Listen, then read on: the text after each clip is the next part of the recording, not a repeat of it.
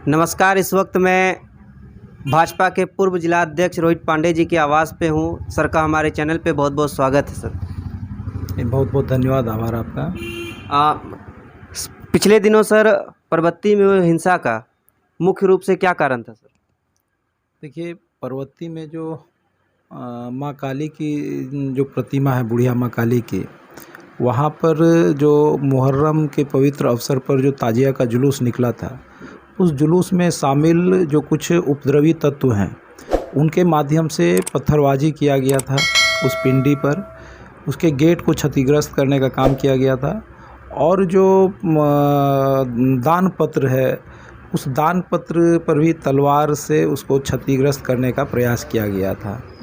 और हम उस घटना के बाद 2 दिन के बाद उपवास पर बैठे थे कि उस घटना में शामिल जो भी असामाजिक तत्व हैं, उनकी गिरफ्तारी अविलंब होनी चाहिए। देखिए, ये बिहार का दुर्भाग्य है कि जो भी इस प्रकार की घटनाएं घटती है, उसको हम सांप्रदायिक तौर पर देखते हैं, जबकि इस प्रकार की घटनाएं कभी सांप्रदायिक नहीं हो सकती है। हम यहाँ पर वो चाहे हिंदू हों, मुस्लिम हों, चाहे किसी भी मत संप्रदाय के मानने वाले हों, वो सभी भारतवासी हैं और इस भारत माता की संतान हैं। हम सभी आपस में भाई भाई हैं। तो ये धार्मिक आधार पर तो यहाँ नफ़रत का कोई स्थान ही नहीं है।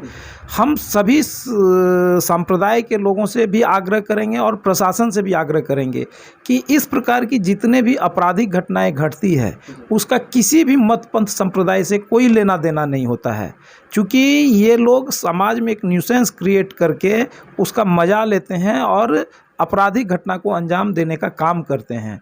तो हम सभी लोग इस घटना को बढ़ावा इसलिए मिलता है कि जब ऐसी घटना घटती है तो इसको हम कभी मुसलमान के चश्मे से देखते हैं, कभी हिंदू के चश्मे से देखते हैं। तो इस नाते ऐसे लोगों की प्रवृत्ति को बढ़ावा मिलता है। इस प्रकार की घटना को अंजाम देने वाले केवल सिर्फ अपराधी और अपराधी हैं। अपराधियों का स्थान जेल में है, उनको उसकी सज़ा मिलनी चाहिए और उनको गिरफ्तार करके जेल में डालना चाहिए। इसी निमित्त हम जो है वह उपवास पर बैठे थे।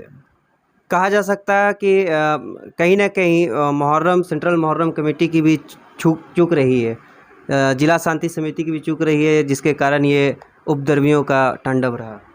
देखिए, निश्चित रूप से जब कोई बड़ा आयोजन होता है तो इसके प्रबंधन में जो लोग रहते हैं तो उनकी तो जिम्मेवारी रहती है। अगर उसमें कोई अव्यवस्था फैलती है तो उनकी भी जिम्मेवारी है, लेकिन इसके साथ साथ पैरेलल व्यवस्था प्रशासन भी करती है सुरक्षा की।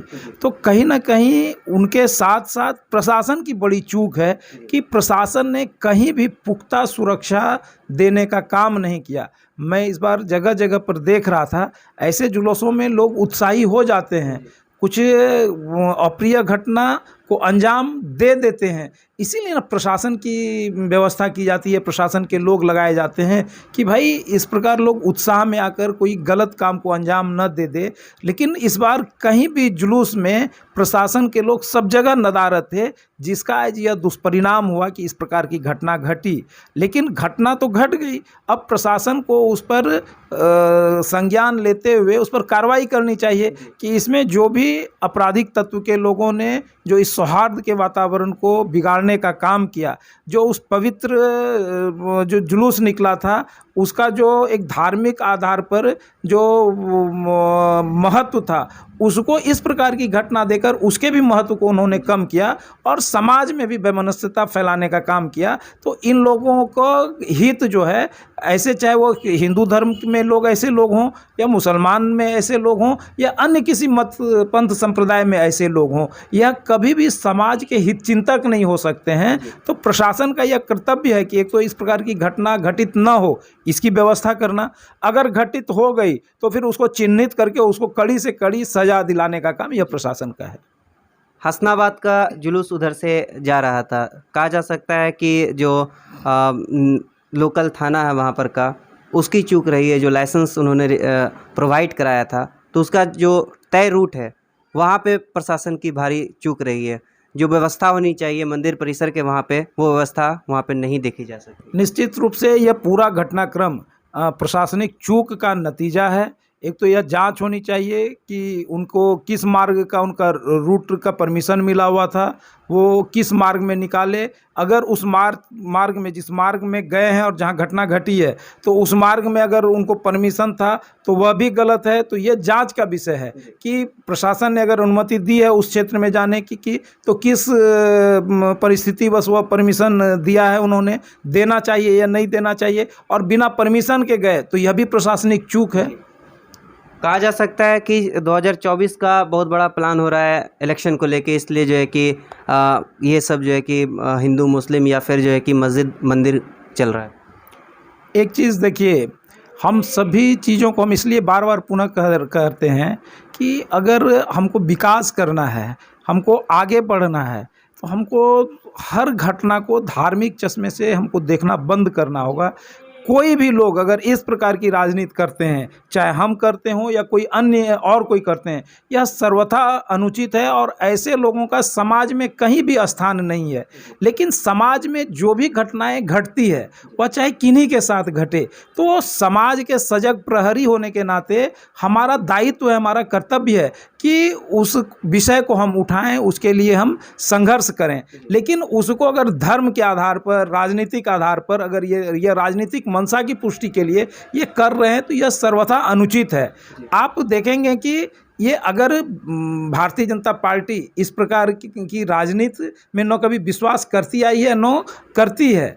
आप बिहार के अंदर या पूरे देश भर में जहाँ भी भाजपा शासित राज्य में सरकार है, भाजपा की सरकार है, वहाँ पर कभी इस प्रकार की घटनाएं चाहे तो घटित नहीं होती है। लेकिन अपवाद स्वरूप अगर कभी घटित हो भी जाती है तो तुरंत उसकी जांच कर लोगों को गिरफ्तार कर उसको दंडित करने का काम किया जाता है, न कि इस पर लिपापोती करके और इसको राजनीतिक, धार्मिक या सांप्रदायिक रंग देने का प्रयास किया जा रहा है।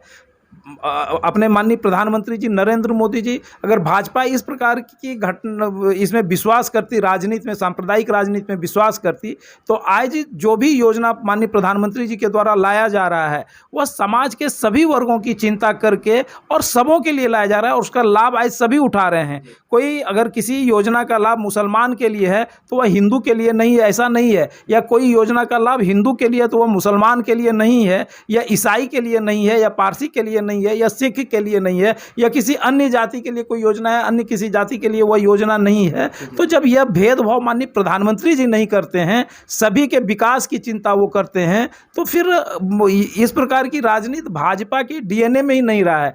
लेकिन जो आज बिहार में जो सत्ताधारी दल हैं, आज नीतीश कुमार जान रहे हैं कि हम पर विश्वास लोगों का हम पर से उठ गया है, हम पलटू राम की राजनीति करते हैं, अपने दम पर वह कभी सत्ता में नहीं रह सकते हैं, यह उनको मालूम है। तो कभी भाजपा के साथ, तो कभी आरजेडी के साथ, तो कभी अन्य नए नए साथी समय समय पर वह ढूंढते रहते हैं। आज कानून की व्यवस्था खत्म हो चुकी है। आज जो बिहार में भ्रष्टाचार और जंगल राज के द्योतक माने जाते थे, उनके साथ राजनीतिक स्वार्थ में वह वहाँ पर चले गए हैं। तो वो मालूम है कि बिहार की जनता हमको समझ चुकी है, आने वाले दिनों में हमको वोट करने वाली नहीं है। तो इस नाते वो इस प्रकार का धार्मिक उन्माद पैदा हो जिसका कि लाभ, राजनीतिक लाभ हमको ले, वोट का ध्रुवीकरण हम कर पाएँ, इस नाते इन सब घटनाओं को अंजाम जो दे रहे हैं उसको प्रश्रय देने का काम कर रहे हैं और अपने प्रशासन को आंख मूंदकर, हाथ पर हाथ धरकर बैठे रहने के लिए कह रहे हैं कि उस पर कोई कार्रवाई नहीं करे। तो यह बहुत ही दुर्भाग्यपूर्ण है और बिहार की जनता इसको समझ रही है। और नीतीश कुमार जी को 24 के चुनाव में और 25 के चुनाव में बिहार की जनता इसको करारा जवाब देगी और बुरी तरह से पराजित करने का काम इनको करेगी। भागलपुर जिला प्रशासन से क्या मांग होगा सर? देखिए, हमारा तो भागलपुर जिला प्रशासन से यही विनम्र आग्रह है कि जो इस घटना में आपराधिक तत्व शामिल हैं उसकी अविलंब गिरफ्तारी करें और इस प्रकार की घटना को लिपापोती करने के बजाय, हिंदू मुस्लिम के चश्मे से देखने के बजाय, धार्मिक या सांप्रदायिक चश्मे से देखने के बजाय एक आपराधिक घटना के दृष्टि से इसको देखें और ऐसे तत्वों को अविलंब गिरफ्तार कर सलाखों के पीछे भेजने का काम करें, जिससे लोगों का आत्मविश्वास बढ़े और कानून पर लोगों का विश्वास कायम रहे। तो यह भागलपुर प्रशासन को एक मिसाल कायम करना चाहिए।